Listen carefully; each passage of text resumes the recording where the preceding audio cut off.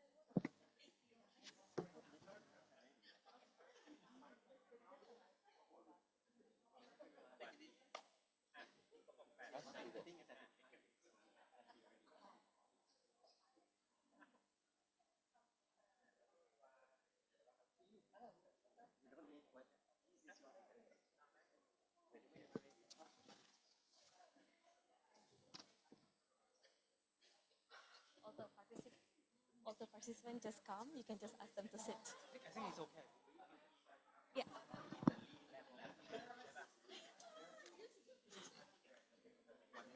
1 minute. Okay. 1 minute, Frankie said.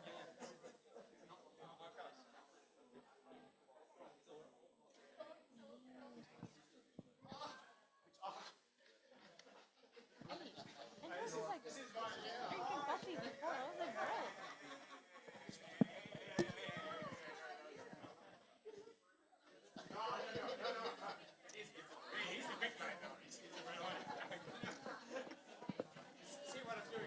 Hello, welcome to FAO. Have a look. Welcome, Take a seat. everyone. Anywhere, I would We're, say. we're, we're starting a bit late today because I know there's some traffic issues, but Well, please take your seats if you have the oh, opportunity. hello.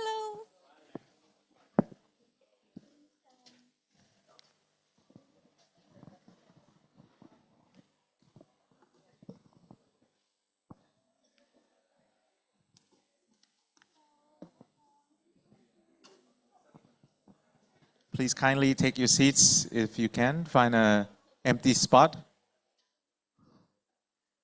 There are some available seats up here and over here in the front, please.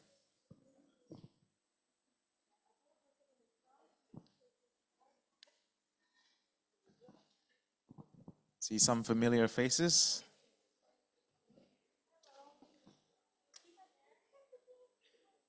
There's some empty seats up here in the front and over here, please. And over there.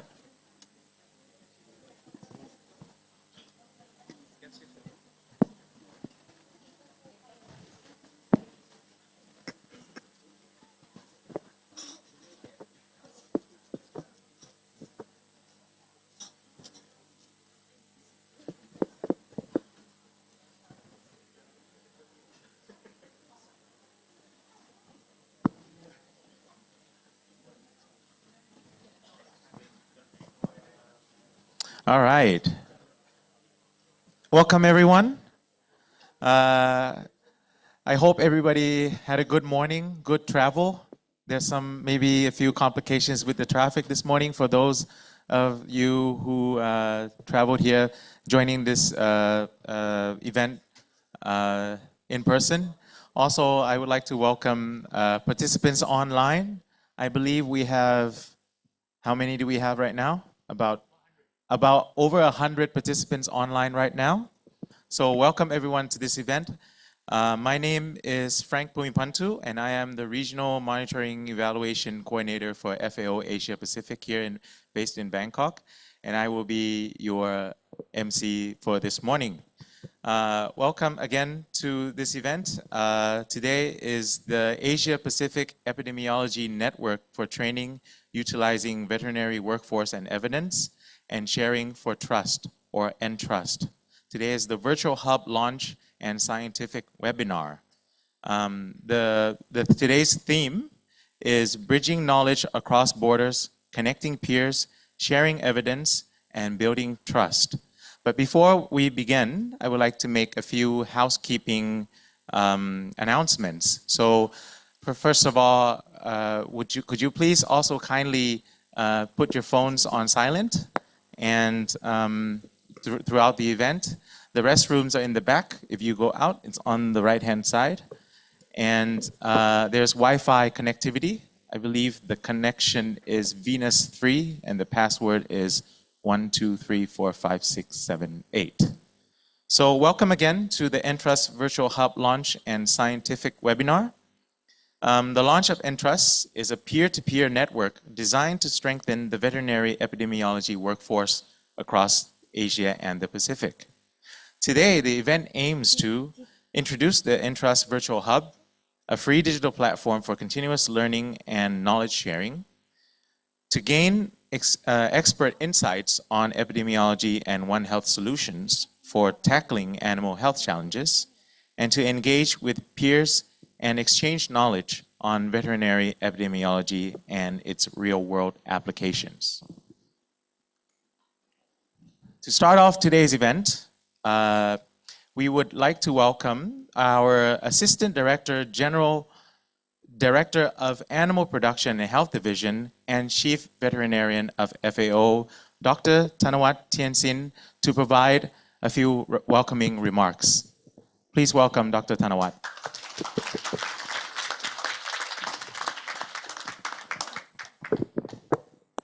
Thank you very much. Very good morning, distinguished participants, friends, colleagues.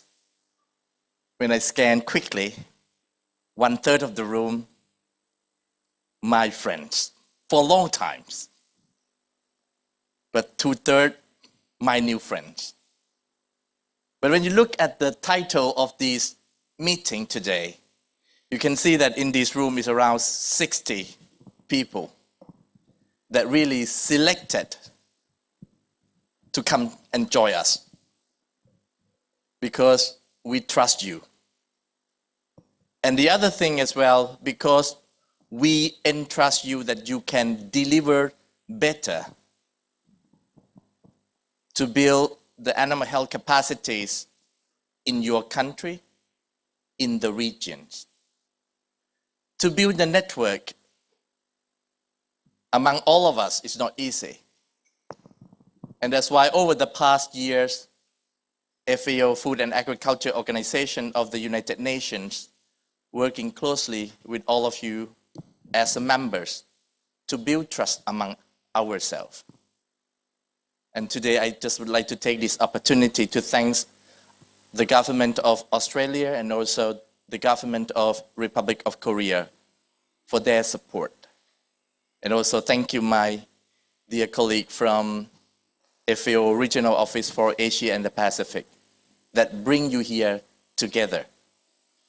Over the past year, you know that FAO providing support to the countries to build the capacities on animal health, animal productions, disease preventions, to ensure that we focus on prevent, detect, and respond. How we're going to improve a better prevention for animal health system, how to have early detections, and also at the same time, when the situation or the disease occur, we respond quickly.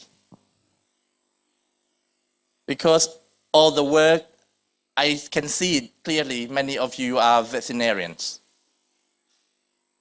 That's why the role of veterinarians today to feed 8 billion people and 10 billion people by 2050 is our challenge.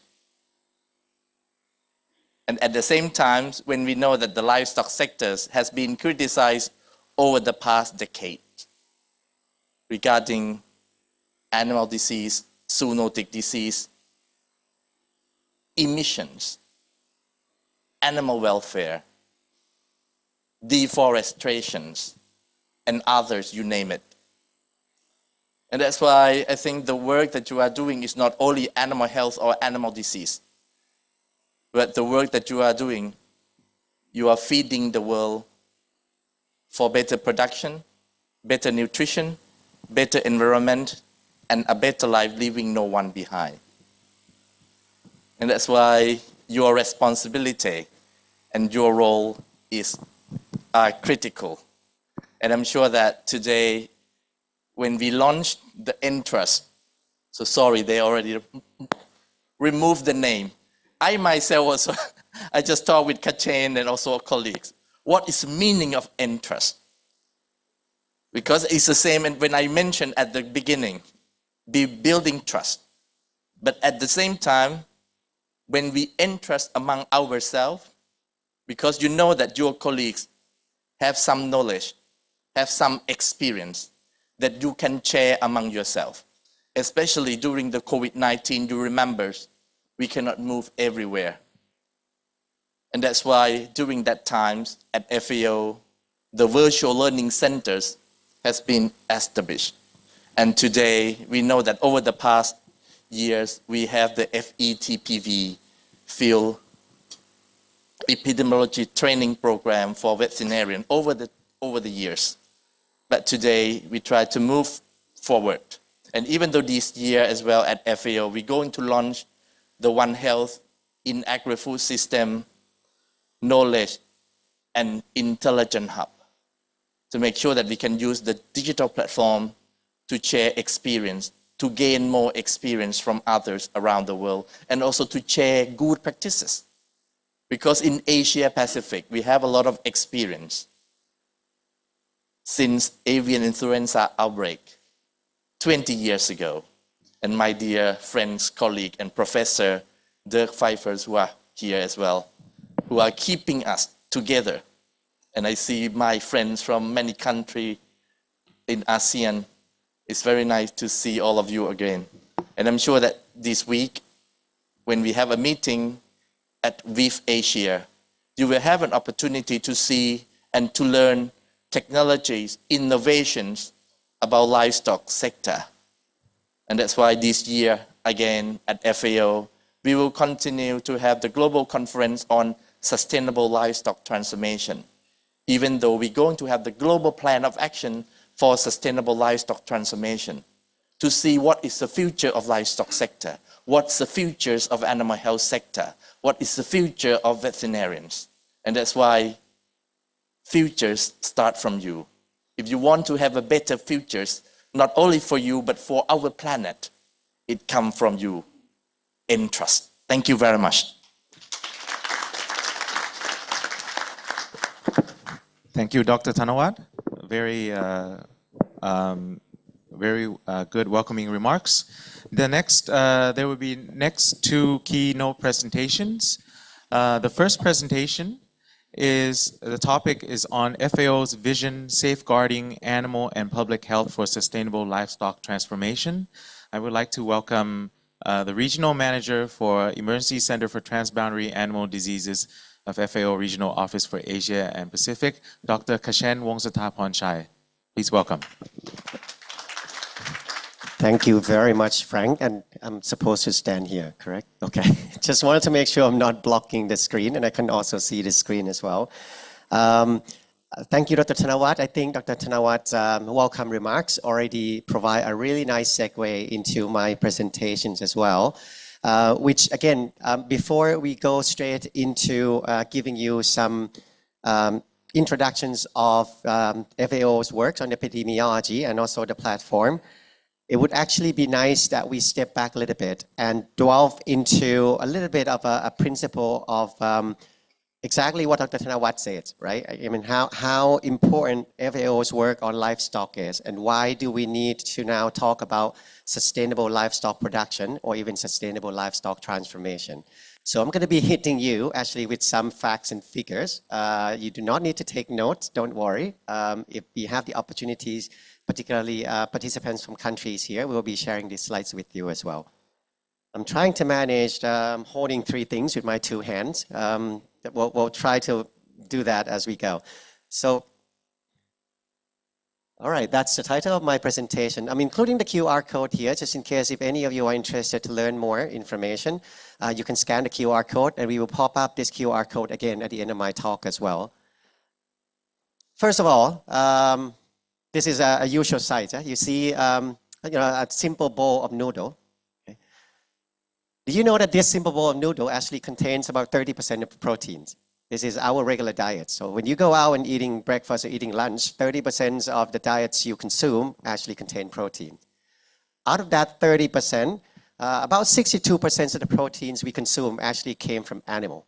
Okay, and you combine these figures together, it tells you that about 19–20% of food you eat actually comes from animals.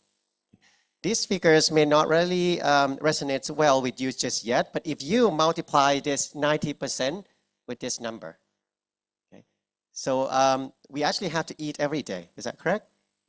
Which one of you actually skip some of the meals someday? Well, this is Ramadan. I'm sorry, but still, you eat every day at certain times of the day. Okay, but again, we combine this with 365 days, and as last time I checked, which is basically 7 o'clock this morning, I think, we have now about just a little over 8 billion people in the world. So if you combine this together with 20% of the proteins we consume that came from animal, this gives you a relatively sizable figures of how many animals we actually have to produce each year to actually feed all of you.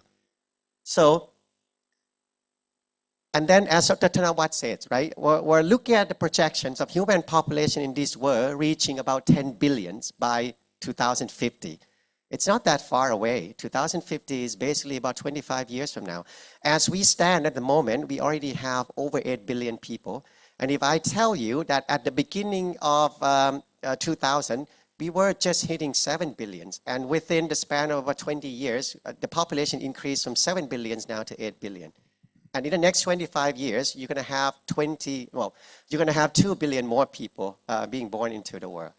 Well, these are a little bit of a details breakdown. So you can see that at the beginning of the centuries, majority of the population increase actually has been observed in Asia. But as we are progressing into the next millennial or the next century, we will see more increase of population in African continent, actually.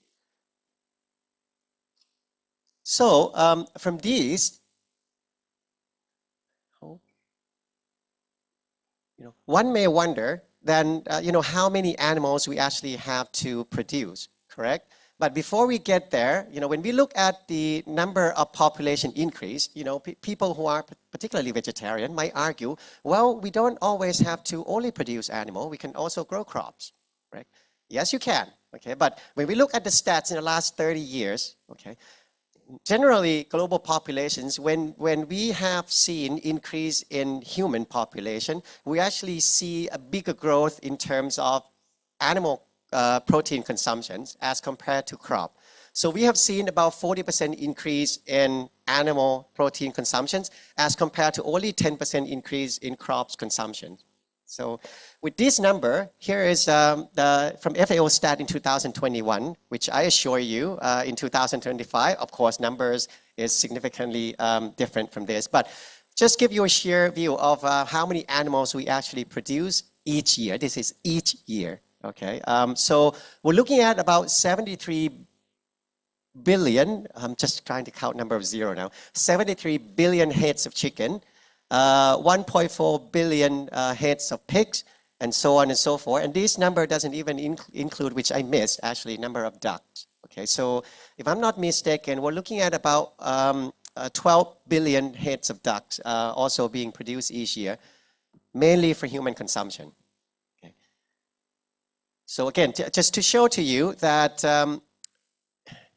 in the past decade, okay, or in the past 50 years, we have seen a number of human populations increase by double, only double, from 4 billion to 8 billion. However, also in the past 50 years, the number of animal productions actually increased 4 times. Okay? So these numbers actually is telling you that as human population increase, we actually consume also more animals per capita or per person. Well, it's not always equally distributed, does it?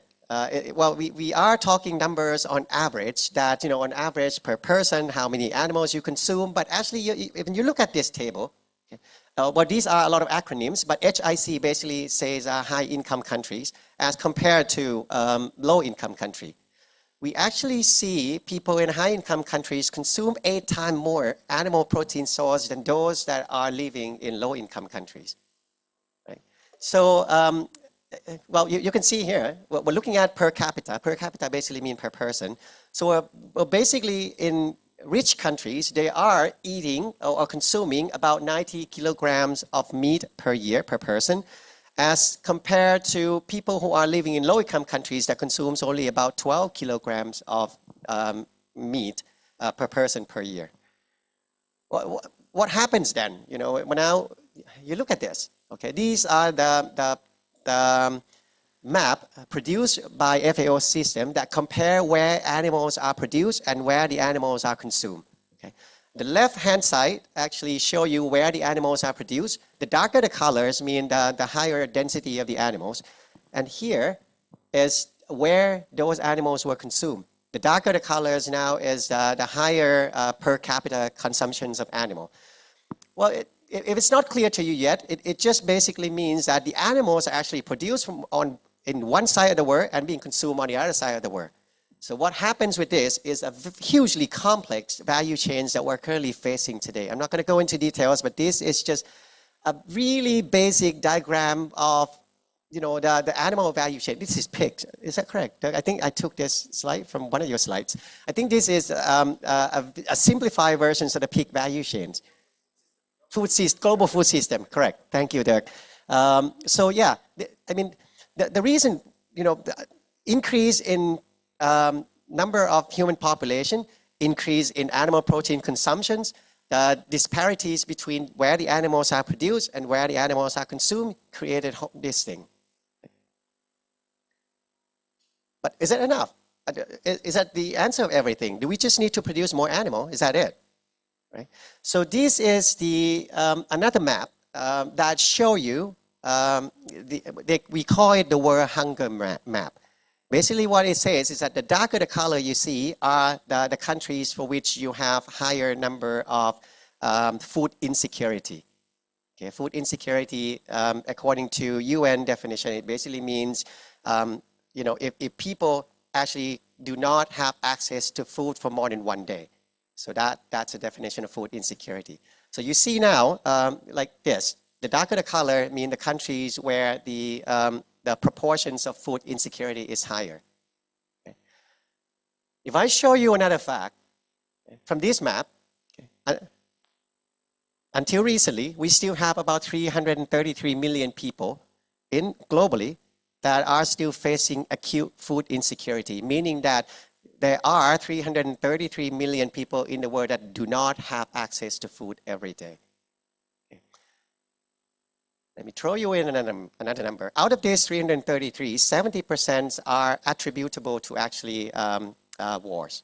Okay, but there are still about 30% that are basically due to other reasons, like poverty, as well as also doesn't have access to proper nutrition and food. The most mind-boggling number that I found was actually this. As of last year, we still see about 9 million people died every year from hunger. What does this 9 million people die every year of hunger translate to you? It basically means that every 17 minutes, there will be someone die from not having food to eat. Okay. Despite the numbers of livestock we produce, despite the, everything else that we're advancing technologies, advancing innovations and everything else, we still see about one person die every 17 minutes because they do not have food to eat. Then is the question just basically producing more food? Well, maybe, but it's not just producing more, but producing it better, right? So this is the first keywords I want you to remember, better production. Okay. The answer to this is not always just about production, but let me bring you to another aspect of this. Second thing, we call it the voices unheard. Okay. Well, this is a time when I have to actually look at my notes. Just hang on.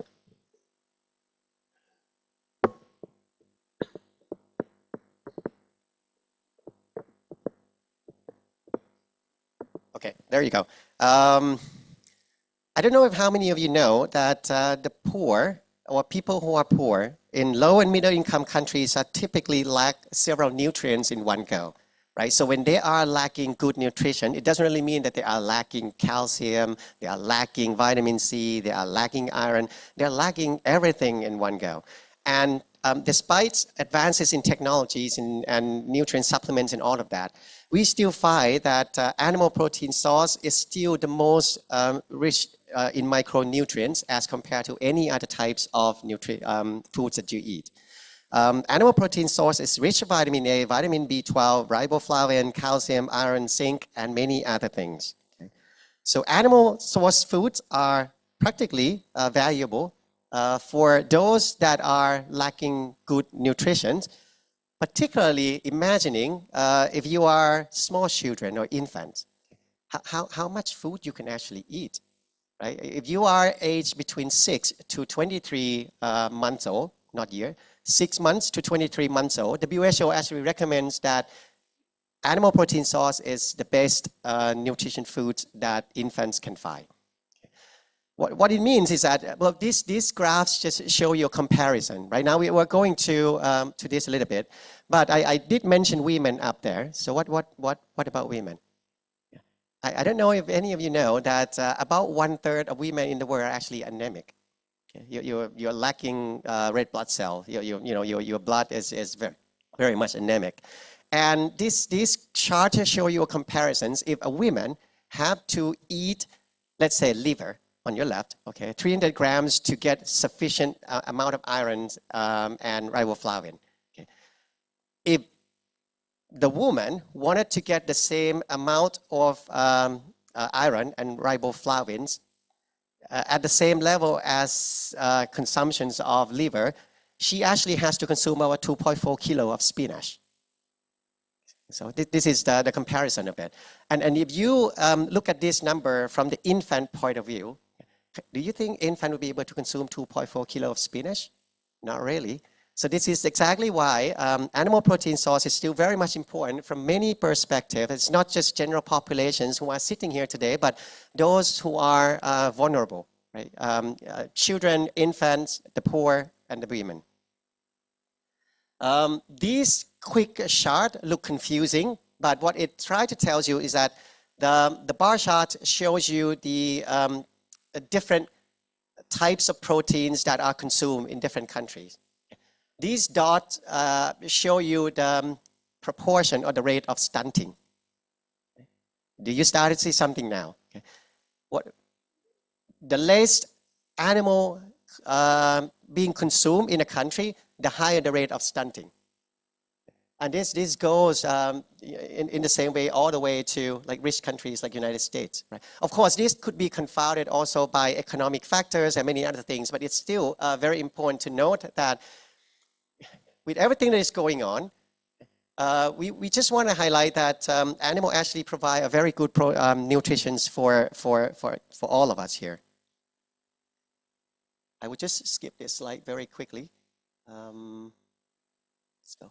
So the second keywords now that I would like to bring to you is also not just increase in nutrients and all of that, but also doing it better. Let's switch gear a little bit, okay? Now we look at it from the third angle. Okay? I don't know how many of you know that globally, there are about 1 billion people in this world that are involved in livestock related agriculture. 1 billion, that's 1/8 of the world population. Okay? Out of that 1 billion, about half of them are actually dependent on livestock. So there are so many stats that can show you how this is important, and I would just like to actually use example from 2 countries in Asia, and I'm going to bring in another element of this. So let's take Bangladesh and India, okay, and showing you how livestock production actually is so important. Studies in Bangladesh and India have shown that raw milk collection business and distributions actually create about 20 to 40 full-time jobs for every 1,000 liters of milk produced. Okay, so every 1,000 liters of milk produced, it creates 20 to 40 full-time jobs only during the collection and distribution process. And then during the marketing and processing, it generates additional 60 to 100 additional full-time jobs. So if you combine these 2 numbers together, so every 1,000 of milk that are being put on shelf for sale in Bangladesh and India, it actually creates about 120 to 140 full-time jobs for people. Okay? And I don't want to even mention how many tons of milk are being produced in these 2 countries. It's actually huge. The livestock sector is a very important part of agriculture. It contribute, well, if you look at the agriculture's GDP overall, okay, agriculture's GDP actually contributes to about 3% of global GDP. And more than half of that actually came from livestock. So not to mention how important this is in terms of livelihoods. But then again, let me skip this. When we say livestock is so important, livestock is good for food, livestock is good for nutrition, livestock is important for livelihood. You remember how Dr. Thanawat was mentioning to you, also the negative side of it, right? So we all know these figures. We say about 75% of recently emerging diseases affecting human actually originate from animals. This number is a bit hard to understand, but what if I show you another number? Okay. So on average now, this is the figure actually about 10 years ago, we see about 5 new diseases happening in human every year. Okay. From those 5 new diseases, 3 were coming from animals. Right? So that's the number you see. And the frequencies of that happening is getting higher and higher. Okay. You remember the stories about pandemic flu, Spanish flu that happens about 100 years ago, you know, and then 50 years later you see something else as a pandemic. But right now, the way we see it is that the frequencies of how emerging diseases are happening is quadruple. Okay, the frequencies of this happening is increasing by 4 times as compared to about 20 years ago.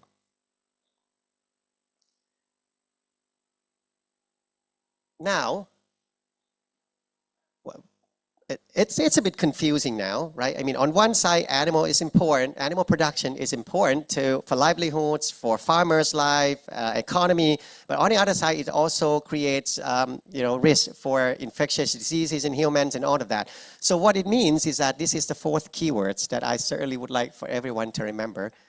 Better life. Last angle of it, and Dr. Thanawat also already mentions the aspects of environment. Okay. Let me skip it to just this slide alone. So you look at 3 figures here. Okay. This one is the comparison figures of productions of different commodities per 100 gram. If we want to produce 100 grams of proteins, how much greenhouse gas emissions each commodity actually created, right?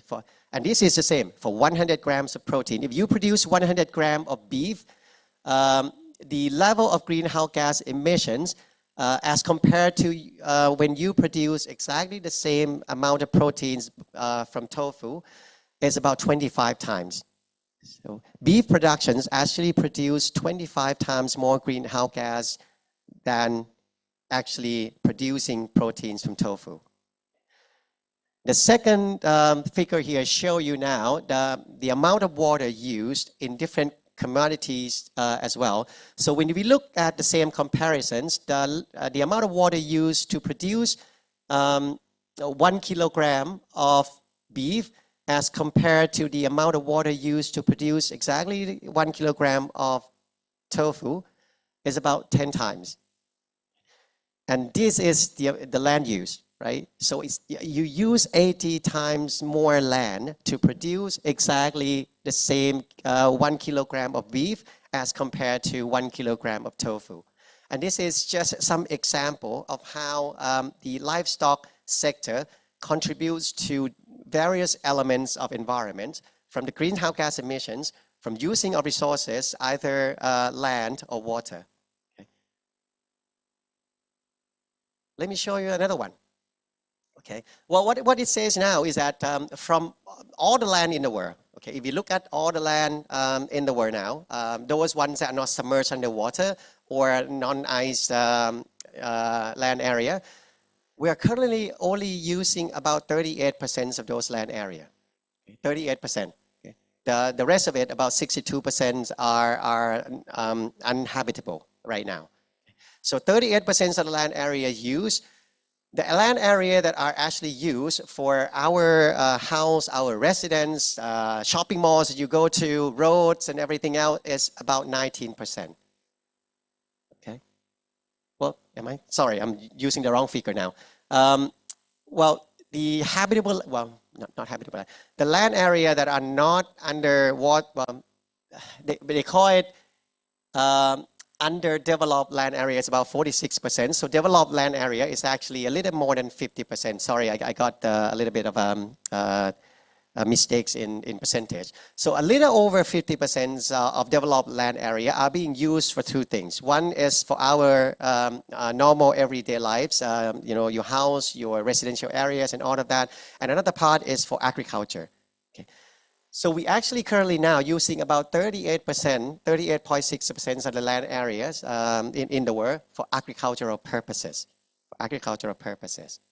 And majority part of that actually are being used in livestock-related businesses. When I say livestock-related businesses, it means that either it's used directly for raising livestock or it's actually used to grow crops that eventually will feed livestock. Okay. And that land area, as you can see from the text on the sides, is equivalent to about the size of African continent. Okay. So we are already using that huge area of land now to produce livestock. Then going back to my point earlier, if we wanted to increase production, if we want to improve nutrition, do we have to expand that? Do we need more lands to actually raise livestock? Or what do we do? Okay. So let me skip that. And that's why for livestock, we have been given, or livestock businesses, livestock productions, we have been given such a bad name. You see these highlights all the time, right? So highlights like eating less beef and more beans would cut deaths by 5 to 7%. Why is that? Or, you know, how our growing appetite for meat is harming the planet. You go to supermarkets in Bangkok now, you will see sections that being labeled like very green, very environmental friendly, and then you see the plant-based protein source. And why is that? Why is livestock protein or animal protein source is bad? Is it really bad? Or is it something that we do that actually contributes to different narratives that we understand? That's the term better environment. Okay. Now, what I explained to you is that this is exactly for FAO why, under Dr. Thanawat's leadership, we're now embarking in a new areas where we call it sustainable livestock transformation. Right? We know we have to produce more. We know we have to produce it better. We know we have to maintain, also sustain farmers' livelihoods. But how can we do that without increasing the risk of diseases? How can we do that without negatively impacts the earth that we're living in? How can we do that also while creating equitable benefits to everyone who is involved in the business? And this requires everyone's efforts to make that change. So as we are now listening to the presentations today by Dirk, and also when you are participating in various forums within VIV Asia, keep this in mind and continue to think about how all of these different ideas, innovations, initiatives that are created by livestock sectors actually help us achieving what we need to achieve in ensuring that we keep this work for our next generations to come. And that would be the end of my presentations now. And thank you very much. Thank you very much, Dr. Kashen, for such very interesting statistics and very interesting information. Dr. Kashen also brought up a lot of challenges at the global level, which leads us to our next keynote presentation. I would like to welcome Professor Dirk Pfeiffer, who is the Shao Tak Fung Chair and Professor of One Health, City University of Hong Kong, to present to you under the topic of epidemiology and One Health, tackling complex global challenges. Please welcome Dr. Dirk Pfeiffer. Okay, here we go. It was a little bit difficult to get here, I have to say. The bus did several circuits around the conference site. Firstly, I would like to thank the organizers for inviting me. And I have to say, I'm so, I don't know, moved by seeing so many familiar faces, people I've worked with over the last, 25 years, or something like that. You see the gray hair. Anyway, let's not waste time. And let's get into the story. So what I would like to do is I'd like to bridge between One Health, epidemiology, and just sort of put it a little bit into perspective and look at it from the perspective of someone who is now 66. Okay, I have to emphasize that. Okay, life doesn't end when you're 66. So there are other things that happen afterwards, hopefully. But also it gives you the opportunity to reflect. So I have a couple of sections in here that I would like to talk about. And I'll start off with the global context. And I like to use this. I use this very often. And it's, of course, similar to what we've seen with the previous presentations. But what is critical about this to me is that the part of the world where we are in here is where 50% of the global population live. Okay? So if it was randomly distributed, the story would be somewhat different. And that creates opportunities, that creates challenges. That's one of the reasons why I live in this part of the world. I love to be here because of the people, because of food, because of the challenges, etc. But it is important to keep that in mind. The other thing is, and we've seen all these climate slides, this is why I'm scared, you know, because there are changes happening and there are things we call tipping points. And the trouble with the tipping points is that we do not exactly know what will happen afterwards, okay? And can we actually turn that back? Is there any opportunity to do that? And this is quite diverse, okay? But what it does, it also emphasizes to you the complexity of the planet is just incredible. We've had all this science, all this investment into figuring out what is connected to what and what causes what. But we don't know how this works. And we will never have the complete knowledge to have that with artificial intelligence or without, okay? And with a lot of research, etc. And that's also the magic, I think, that's behind this. But I do think we are probably maybe not concerned enough about these tipping points and some of them are getting very close. Biodiversity, I mean, to be honest, I mean, I only, during the last 5, 6, 7, 8 years, did I start to think about biodiversity, even though with what I am doing, what I'm working on, it's kind of implicit. But now I realize we need to say it. Biodiversity matters. And it's the insects, okay? It's the soil, it's the plants. Everything is connected. And it's very difficult to figure out the way in which they are connected. But we do need variety. And how to protect that. How to roll that back. I always say, I grew up in Germany, okay? And the forests there, they are very homogeneous, okay? Because they're managed. So similar tree species, etc. I grew up with that. That was my normal. I'm in Hong Kong now, and I see sort of native forests. But wild nature, okay? And we need more of that. And we need to understand why that is needed to maintain or keep the planet going and therefore provide what we call nature-based solutions to us. Heard about that? I don't have to talk about that. To me, this is the agenda for us in the veterinary world. I'm a veterinarian, I'm an epidemiologist. I mean, this is what we need to work towards, and it's transformation, it's change, and the change is needed, and the change is urgent, and we cannot stop, we cannot relent. SDGs, everything is packaged within the SDGs. One Health is part of that. I don't think that's emphasized often enough.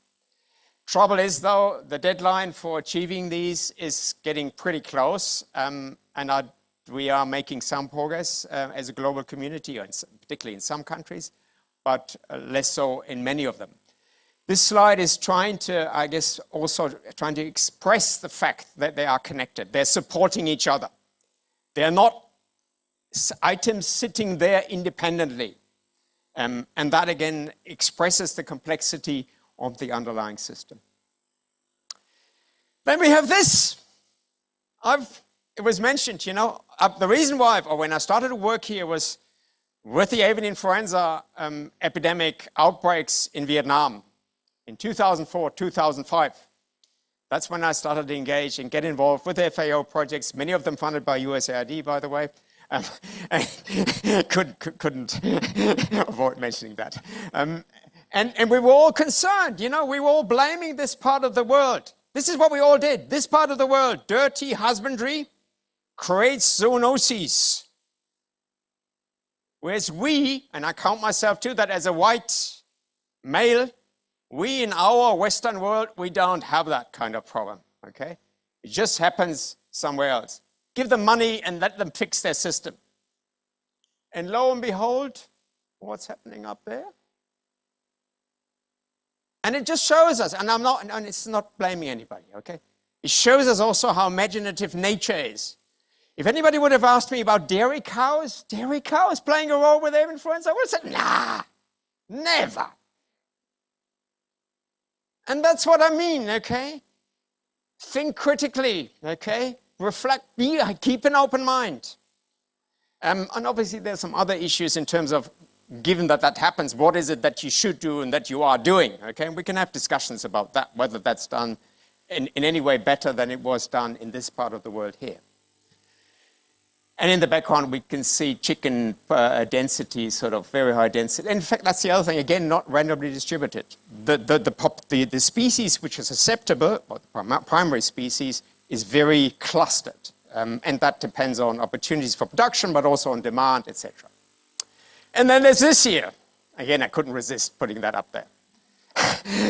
and I thought it was going to go on like that forever. Maybe good for the champagne industry to keep. And this is also a reality because the game has changed since last year. We all have to now quickly reshuffle the chess pieces and to figure out what we do and what we can't do and what we do with whom. Maybe it's an opportunity. They often say if there's something goes wrong, the job is to turn that into an opportunity, and maybe that's what it has to be. We haven't got an alternative. And learn how we become less dependent on single countries. And that includes me, I have to say. A lot of the work that I've done in this region was USAID funding, whether it was the FETVV programs in China or in other parts. And it's been good work, and I'm proud of it, okay? And I think it made a difference. It made a huge difference, and I would say I thank the American people for that. Honestly, I mean that from my heart. Without being a very political person, okay? I'm not really. Okay, let's talk about One Health. I'll tell you what, I think to me this is one of the best slides on One Health. It's from the Asian Development Bank. And the reason why I'm saying that is because it's got transdisciplinarity in there. It's got sustainability, it's got nature on there. It's got systems thinking, systems-based approach, and it's got the whole range of things that we need to fix. While this is challenging, of course, no question, but I think we can do that if we do it together. If we start to engage, and I think we are, and this is one of those opportunities to engage. Like-minded people, people that can make a difference. It is also about resources, of course, financial resources, but also capacity building. And that's where the program, the FETPVs and ENTRVST, etc., will play a key role. Okay, now let's talk a little bit about EPI, given that that's my field. And I just put that a bit provocative, because we talk about we need, I don't know, several things which are 2.0, 3.0, 4.0. I actually do believe we need at EPI 2.0. I don't know exactly what it looks like, because, and tell you what, the problem with that is also my little textbook, which some of you have learned from, is still the same since 1995. And that's a problem. There's something wrong with that, because the world has moved on. So there is change needed. And what is it that is? Now, one thing that's still there is system thinking. And arguably, we do that as epidemiologists. I don't think we go far enough, though. And that is the element of move, because we feel, where we feel comfortable is in the biomedical world. I see this pandemic prevention, you see. People try to think of the bug, find the bug, produce a catalog of all the bugs that are out there, and then we're going to do biosecurity, this, that, and the other. Very linear thinking, instead of appreciating what indirect and direct effects there are behind that actually then cause the problem. Not understanding the people that are affected by it. And with that I mean social science, okay, anthropologists, ethnographers, etc.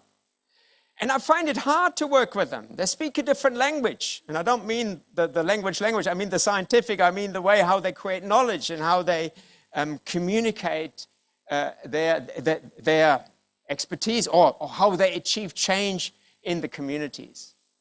So it's this bit here that is, and that leads to transdisciplinarity, okay? But amongst us, the scientific disciplines, we need much more connection. And epidemiology is still it's moving out of biomedical, but still very much caught up in the biomedical world, which is very reductionist, okay? Did I mention that somewhere? That's what I meant anyway. Reductionist. Pull things apart. I didn't put my time on. I will never forget, many years ago, there was a microbiologist at a meeting in Denmark who said to me and an economist, "You guys are not scientists." And I felt insulted. He said, "Scientists pull things apart." You put them back together. That's why you can't be scientists. And I learned from that expression, because this is part of the problem that we have. We are very much focused on pulling things apart, but then to see the connections between them and how they then generate something new, emergent, is what we struggle with. Epidemiology is trying to do some of that, but it doesn't go far enough. Anyway, that's really what I often say to my students. It's the most important slide that they get to see from me. And I tell them the most important part is what an epidemiologist, a good epidemiologist, is about: recognizing bias. You can get a computer to run the statistical analysis and artificial intelligence to tell you what technique you should use to analyze, but to figure out where are the flaws, okay? Where are the weaknesses? That's where epidemiological thinking comes in. That's where your understanding of the community, of the people that are affected by it, come in. That's hard. And it's difficult to assess, I have to say. But I think that's what makes a good epidemiologist in the end. And I think the future will prove that that's very valid, because the other parts, the statistical analyses, etc., that's good, yeah, I can do that, is something that artificial intelligence or something else can take over, even though I guess there you also have to do some checking to make sure you're not being misled. The other thing is that you're never really fully sure, because that's why we're saying probable cause. Certainty is very difficult because of the complexity. We'll never know everything. It would be terrible, actually, if we knew everything, you know, and then the world would be predictable. It'd be so boring. So we better keep some of that magic in there. So that's another realization. Now, the way how we present it in epidemiology, in my books also, and I have to say, which I copied, those pictures I copied from others. So I took the ideas from others before me, way smarter than I am, is this triad here. And it always worked for me in my mind, but it's too simple. It is too simple. It tries to take it apart and tries to make it manageable. When in fact there's so many interactions going on here, where things drive and support each other and create new things that you didn't expect, that you can't pick up with it, with this. And this to me is the example. And by the way, this slide was originally produced by Vincent Martin, who actually was at FAO in China, in the ECTAD office there. I think this is a simplistic slide, but it tells the story. It's a story of people. It's a story of people and environment. It's a story of people and animals. And it all hangs together.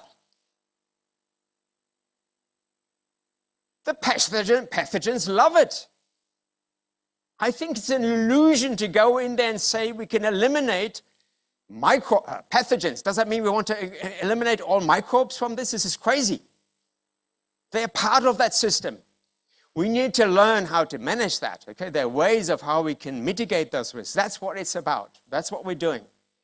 Does it mean, you know, the way I go up, I always tell people in Germany, it was just this, I only knew this part of the system, okay? That part of the system we don't have, okay? Just so I would think the meat comes from the supermarket. It doesn't come from a farm.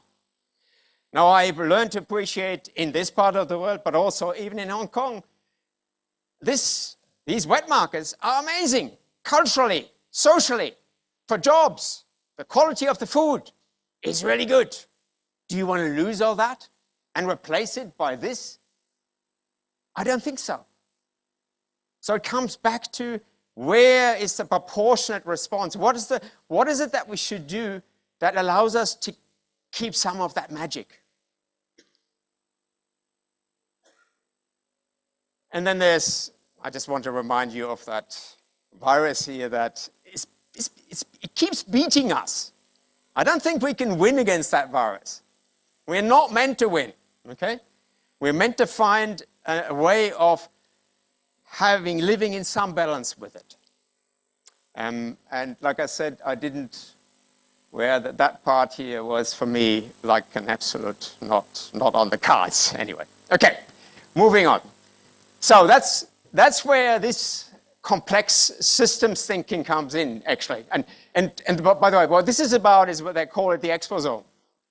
And to me, this was one of the first steps for thinking about complexity, when all this molecular technology gives us an opportunity to take everything apart to the molecular level or below.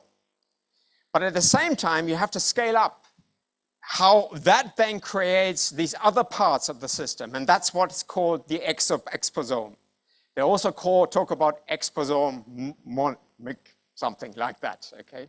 So this is where epidemiology needs to be able to utilize this kind of data in a sensible, in a meaningful way. Use analytical approaches to extract what's relevant.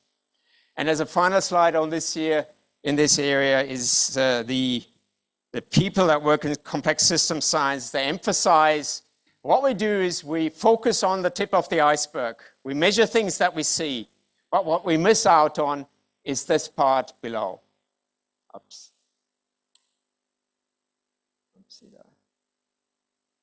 This part below here. Okay, we may get the structures, but the mental models that are behind it and the other people think that is what we are missing. Finally, just I think, what happened?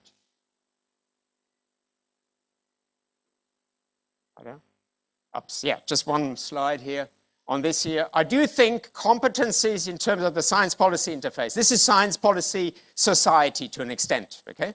Some of you are policymakers, some of you are scientists. We need to be able to talk to each other. And there are some skills that are required for researchers, okay? Often it's just, they tell us, we need to learn how to talk to policymakers. It's worth both ways. Policymakers, and I tell you what, I've worked a lot at that interface. They need to have the skills, also courage to innovate, okay? To take risks. They have to take the risks. We as scientists, we generate knowledge, information that we need to communicate to them in a way that they don't mislead, okay? That they're used meaningfully. But the policymakers also need to have the abilities to be able to do something useful with that information.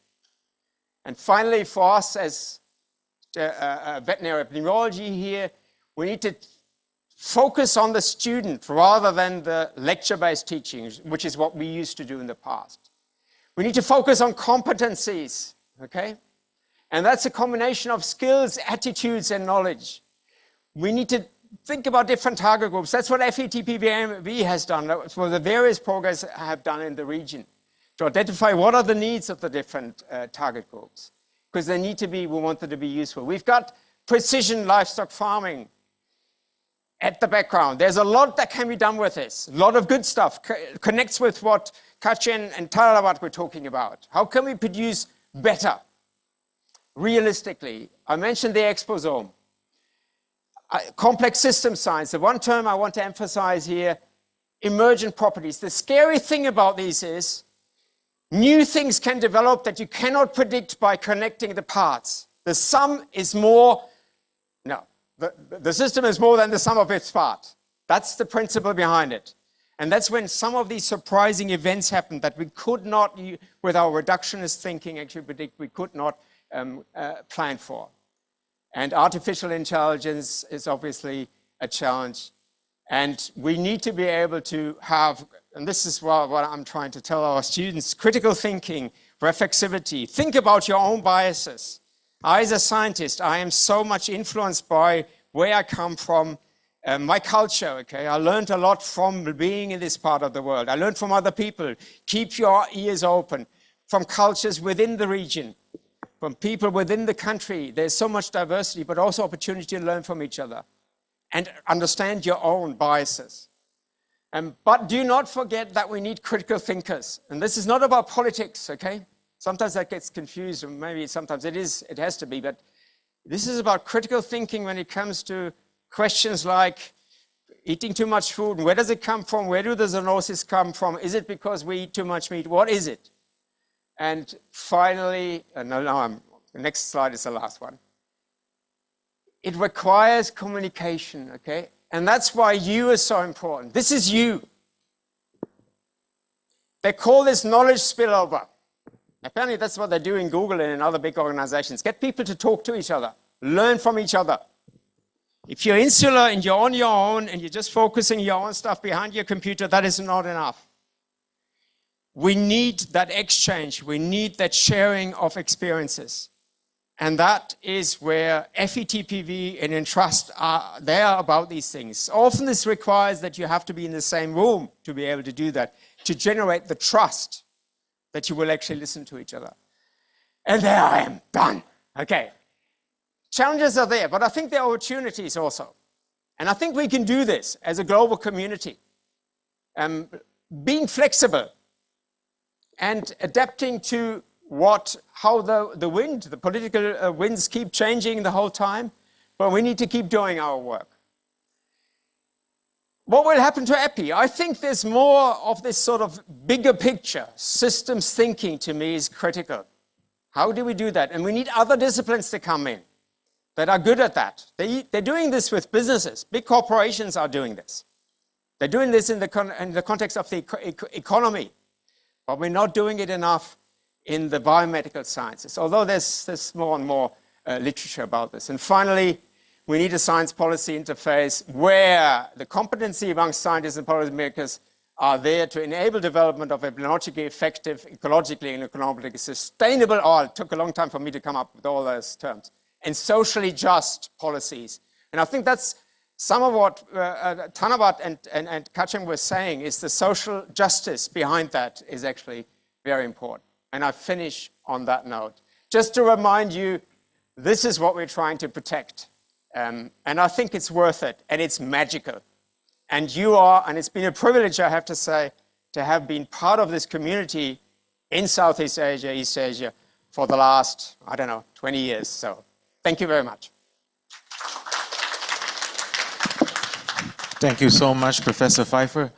I would like to ask you to stay here for a while. I think we have some time for a quick Q&A session.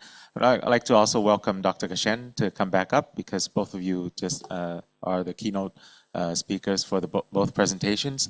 Are there any, we'll take just a few questions because of the time. Are there any questions from the audience? Microphones in the back. We'll take questions from here first, because I believe there are also a few questions from the Zoom participants. Anyone? Any questions for Professor Pfeiffer and Dr. Kashen? Yes? Microphone. Hi, thank you very much. I'm Christiana with the EPCOV. I'd like to ask, because you're mentioning about the policy maker communication, would you think that that's going to be the one that actually can change the narrative that Dr. Ketchen was mentioned about, and that's going to be one of the things that we need to put into our training? Thank you. You're spot on. I mean, that's what I've been trying to do. Okay, I've been trying to do that, but I also, at the same, this comes back to the reflexivity.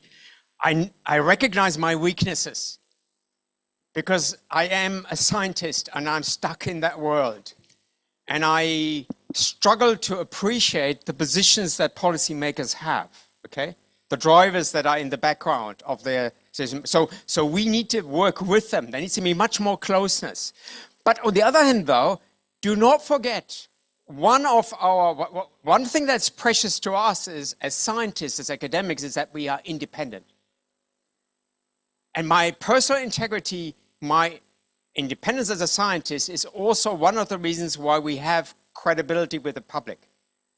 The closer you get to a policymaker, the more difficult that is for third parties to understand whether you lose your independence. I've had to play that game, and over the years, and I've failed on many occasions. But you need to work on it, because if you don't do it, you won't have impact. So work with them, try to develop the agendas jointly if possible, and then we can change the narrative. I'm pretty sure we can, but it's built on the ability to communicate. If I can't communicate, and you just do it via the media or only some, it's so a very good question actually. So it should be part of the training.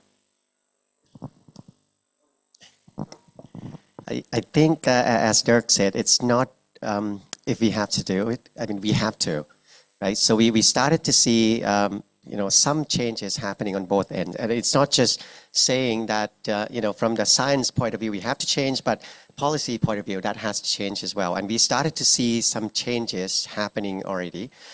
We just need to find a way to converge these two together and making sure that they are speaking the same languages.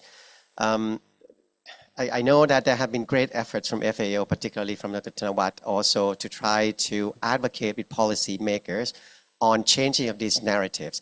Simple things like, for example, when we are talking to policies now, there are a lot of things that go on in their mind, right? So when they look at diseases, it's not just about controlling diseases. For them, how to maintain livelihoods, how to also, making sure they communicate with publics on environmental impacts and all of that. While from science point of view, then we cannot just go to the policymaker and say, you have to vaccinate, you have to control disease for the sake of controlling diseases. But then we have to be able to communicate the impact of that resonates with what policymakers actually want, and in terms of their responsibility also to general publics and consumers. Maybe just to pick up on that. Okay. An example to me is I'm on a Lancet Commission for Pandemic Prevention, okay? And I keep telling them, if we run around there and say, you need to do this and that for pandemic prevention, I don't think anybody will hear you anymore. It needs to be connected with other issues, climate change, biodiversity, etc. So it comes back, and that's what you're doing also.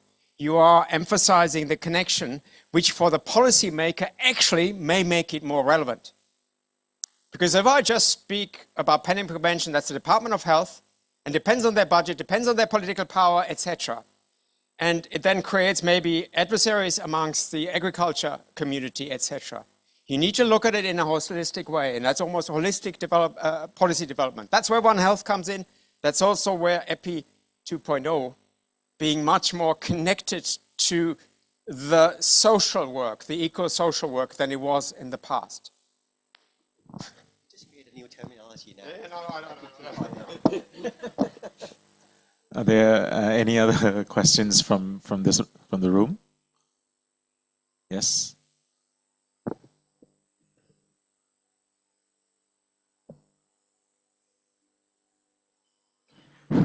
Okay, good morning. I'm Shafarin from ARCS. I'm listening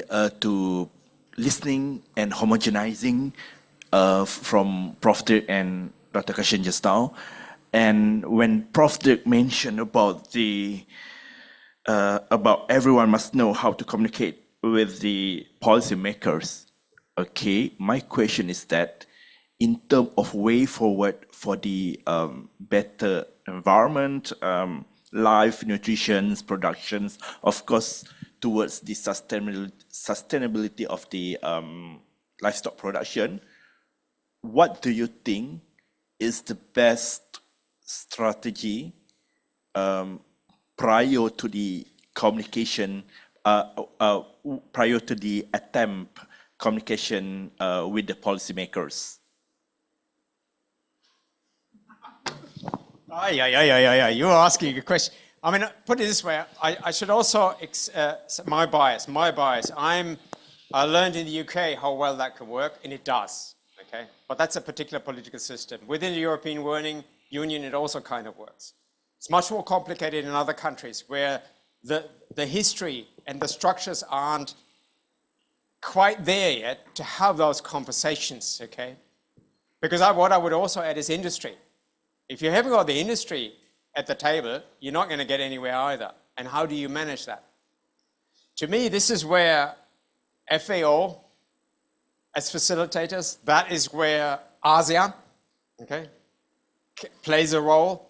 But maybe we need to, and I know it's tricky, there are some very powerful industry players in this region here, which need to be in the room. Quite often we don't do that. We haven't gotten there. Some of them are more powerful than governments. Yeah. And we do not have them in the room. And they become independent operators. And I will not name countries, okay? There's some countries that have more of that and others have less. So the engagement needs to be between the veterinary service and academia in the first instance, from my perspective, with the professional organizations that are involved. But it needs to go further than that, in that you go beyond the veterinary field. sometimes how you can make it work is if you have an emergency. I should say, that's what happened in the UK. It was BSE, and it was foot and mouth disease, and that's what triggered change. What I find sad is we haven't learned enough from COVID. COVID, in theory, should have provided the opportunity for for policymakers to realize we have to much more exchange of information for that to happen. But it hasn't really. So let's maybe, Kachin, give a better answer. But mine was wishy-washy. I was planning to let Dirk answer this because coming from the policymaker point of view. Actually, the reason I asked this question because, of course, both you might have different experience on this because there are various differences when we talk about people from academia versus governmental communicate with the policymakers, and we know that, for example, in ASEAN, policymakers consist of those in the ministry level. So yeah, that's a huge challenge. No, he doesn't want to. I mean, but the thing is, you see, what you need is somebody needs to decide. We need some. It sounds terrible. Committees where the people meet. Okay, the academia meets together with it, and that's what COVID should have done, could have done. You need to have the human health scientists, the animal health scientists. You need to have the environmental people, etc., at the table. I always tell you what this is. Chief Scientific Officer in government, and I learned that in the UK, I learned that with the European Union. I think it's essential to have, at government level, a scientific advisor. They had them in the US, and I think they keep coming and going. But that's something we should promote, okay? Because that means the scientist sits in-house. I can tell you in the UK, it was a kind of a rotating role. It was then a professor that got a job, and even they had in each government department, they had one. When I was chief epidemiologist at the Animal and Plant Health Agency in the UK, I had the chief scientist I could talk to, and the chief scientist came to me and asked me, you know what, there's this strange disease, what is it that we could do? And connect with academia. We need to nurture that more. We need to have the connection between government and academia, instead of it being seen as completely separate. But in that context, and I keep talking, as academic institutions, something we fear is that the public asks us, why do we actually subsidize you using taxpayers' money? In many countries, there's now something that's called research assessment exercise, where we have to demonstrate why we are worth our money, taxpayers' money. And one of them is to prove impact on society. We are working at City University of Hong Kong at the moment on a case study where we are trying to demonstrate that the work that we have done has had impact on society. So the pressure is increasing for us as scientists to also go out and talk to policymakers instead of sitting in your office doing your research and trying to just aim for publishing in Nature. And that's the end point. The end point should be translation into something that's of benefit to society. Now, how this works, different countries work differently, and I don't want to preach how it should be done. I can only talk about the things I've experienced where they have been painful, but I think they have been useful. And obviously, anyway, there are also negatives about that. But clearly, for us as scientists, as academics to realize we have to do something that's useful to society is what I didn't start my career with when I became an academic. But now I know it's imperative. So it's mindsets. It's not something that changes from one day to the next. And I should also say, in that context, having worked with FAO has helped me with that. You see, because they are at that interface. They've been the facilitator for me to engage with countries, with policymakers in countries. And it's facilitation. It's not telling people what to do. It's about connecting between them. And then different countries learning from each other how to do things better. Doesn't mean that anybody knows what is the one solution for everyone. I think they have to be tailored to the local conditions and listen to what has been done elsewhere and then adapt it to what is useful locally. Never forgetting the importance of political economy. Power is important. We have to be realistic. And each of your countries has a different political economy in terms of how much power the Department of Public Health has, how much power the other departments have, or the Agriculture Department. That's another reality. And you need to work with that. But we can change it, but not from one day to the next. I'm talking for two. Okay, thank you very much. Just take this opportunity to share some views. Before I continue to talk, I just would like to understand who you are. How many of you come from university? Please raise your hand. Raise your hand and stand up. Okay, one. Please sit down. Who come from the government agency? Raise your hand. Stand up, please. Okay, no, even though some of you, I know you very well. Okay, the rest, you are from, maybe from somewhere else? From private sector and industry. Raise your hand, please. Okay, very good. Excellent. Thank you very much. And who come from international original organization? I myself, you. Okay, you.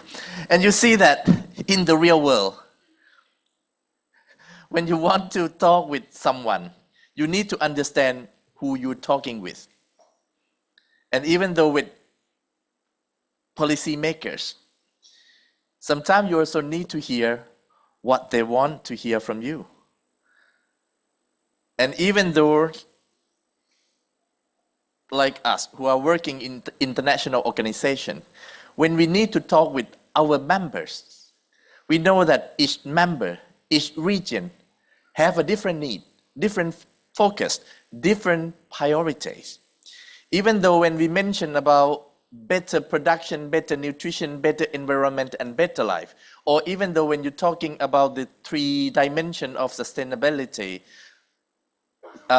environmental aspect, social aspect, and also economic aspect, all the different countries have a different need, different focus.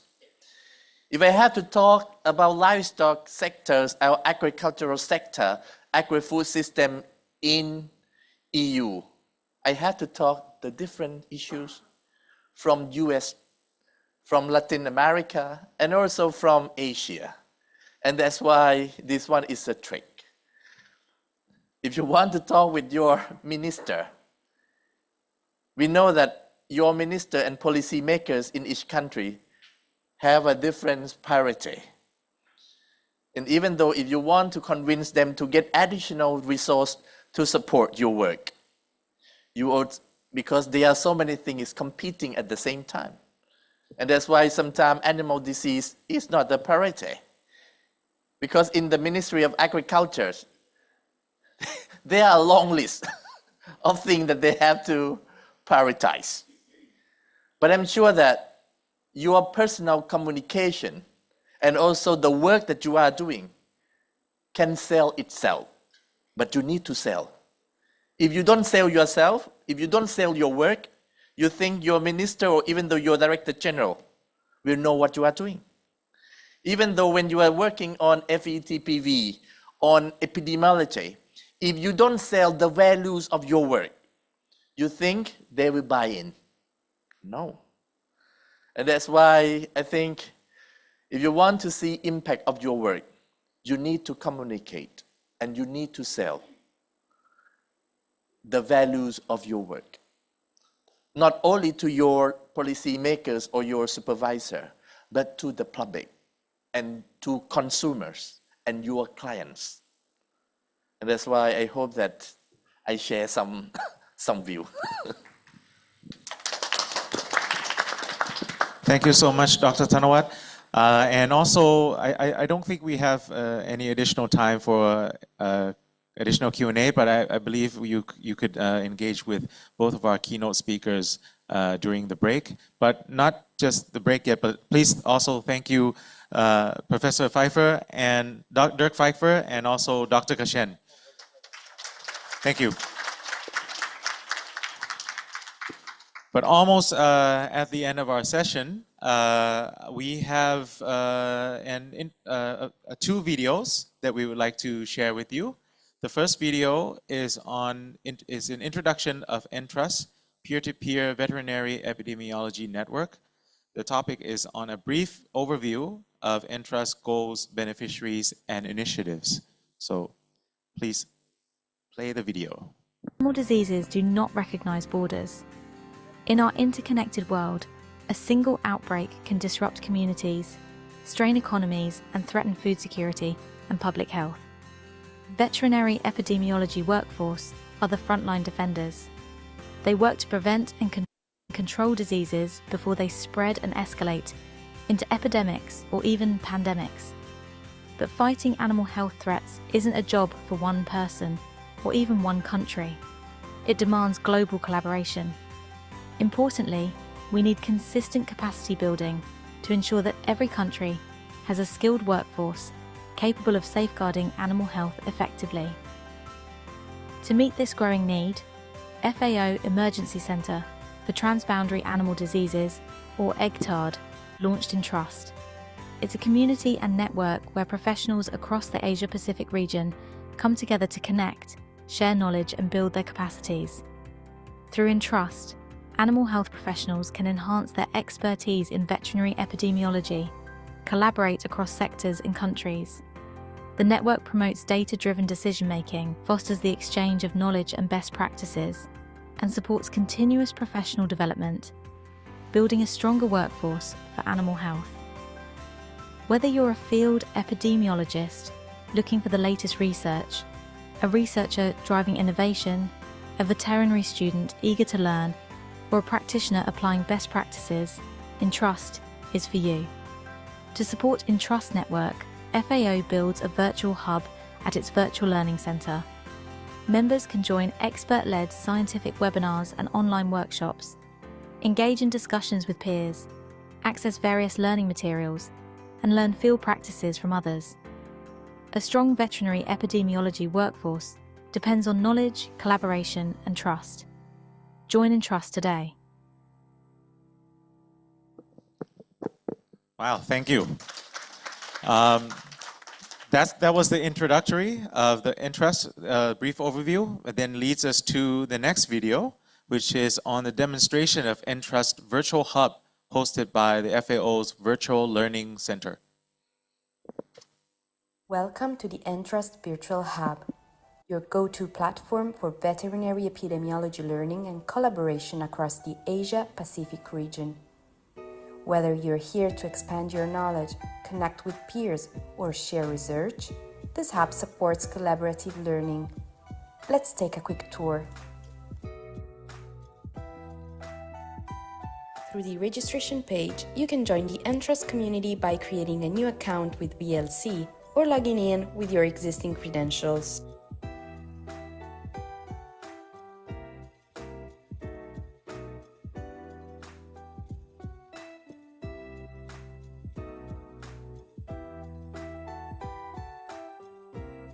Once inside the ENTRVST Virtual Hub, begin by reading about its conceptualization, purpose, and the benefits it offers.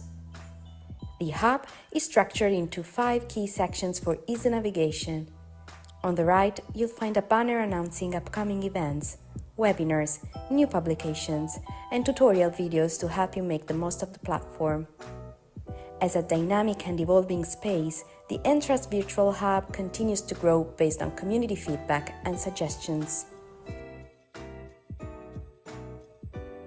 The Learning Resource Portal is your gateway to a vast collection of learning materials. From fundamental epidemiology concepts to advanced surveillance strategies, you'll find recorded lectures, interactive e-learning courses, and scientific publications. You can easily browse by topic and explore the resources contributed by FAO and other organizations.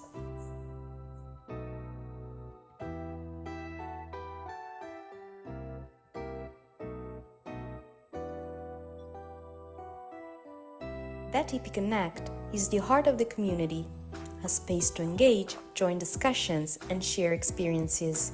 Here, you can connect with fellow professionals across the Asia-Pacific region to strengthen veterinary epidemiology capacities, promote best practices, and exchange knowledge.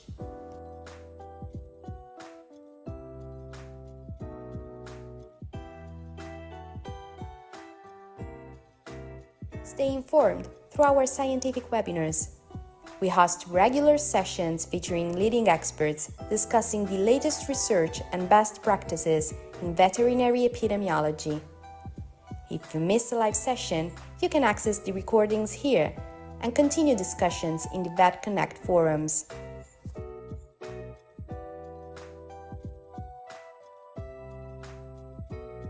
The Events Repository section provides details about past and upcoming regional veterinary epidemiology workshops. Stay informed about training programs and stakeholder consultations happening across the region.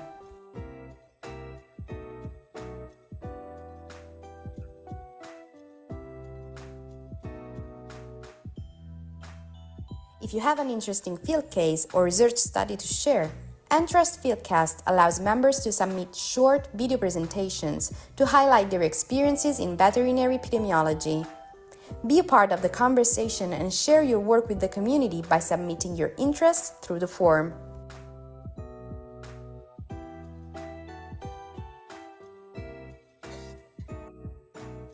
That's a wrap on our quick tour. We invite you to explore, engage, and contribute to the ENTRVST Virtual Hub. Tutorial videos are available to help you navigate the hub. If you need any other support, please contact us at blc-global@fao.org. The ENTRVST Virtual Hub is continually evolving based on community feedback. We welcome your suggestions and encourage you to share your feedback with us. Thank you for joining us and welcome to the ENTRVST community.